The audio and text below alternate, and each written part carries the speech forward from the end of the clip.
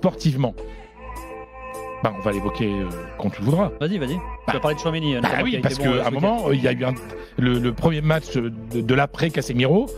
C'était samedi soir à Vigo. Victoire du Real 4-1 avec, ça aurait pu être 5-1 parce que Benzema a laissé le penalty à Hazard qui venait d'entrer et Hazard l'a très mal tiré et le gardien a détourné.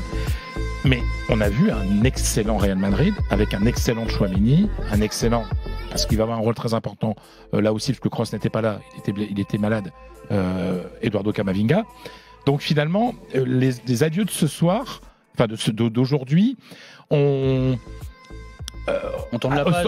Sont à mettre en parallèle avec le très grand match de Tchouaméni et de Camavinga.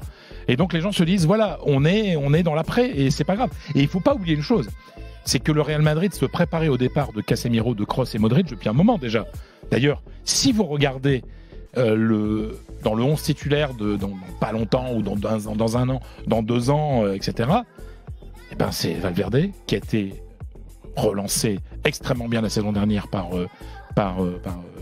Carlo Ancelotti et qui est un joueur important. Il l'a montré notamment en finale de Ligue des Champions, et Camavinga et Tchouaméni qui ont été recrutés. Donc finalement, ce qui est étonnant, c'est que le trio actuel, jusqu'au départ de Casemiro, est tenu aussi longtemps. Parce qu'on n'imaginait pas que les trois pouvaient aller aussi loin. Donc finalement, le Real est prêt. Le Real n'est pas dans une situation de manque de Casemiro. Alors après, on verra dans les grands matchs l'expérience d'un tel joueur, surtout un poste comme ça, on verra. Mais voilà, à partir du moment où 2 jours avant le départ de Casemiro officiel qui s'est déroulé aujourd'hui, on a eu un très grand match de Tchouaméni. C'est intéressant d'analyser ce qu'a fait l'ancien monégasque, parce qu'il y a eu deux périodes. Et c'est très intéressant à observer. On parle tout ça, il y a un mot qu'on utilise toujours dans le football, c'est la confiance. C'est un peu un truc pour tout, ça veut tout et rien dire, la confiance. Mais quand vous regardez le match de Tchouaméni, on a vu 2 mi-temps. La première période, il fallait pas perdre le ballon. Le mec hyper appliqué, je me mets en confiance, justement, je fais pas d'erreur, j'assure mes pas, je prends pas de risques.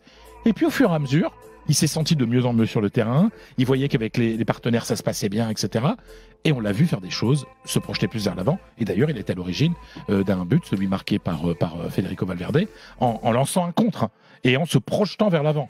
Donc oui, Tchouaméni a encore du travail d'adaptation au Real Madrid, mais ce qu'il a montré samedi soir fait que les adieux de Casemiro aujourd'hui, outre, j'insiste, la tendresse qu'il y a pour ce joueur, apparaît comme la solution au départ du Brésilien.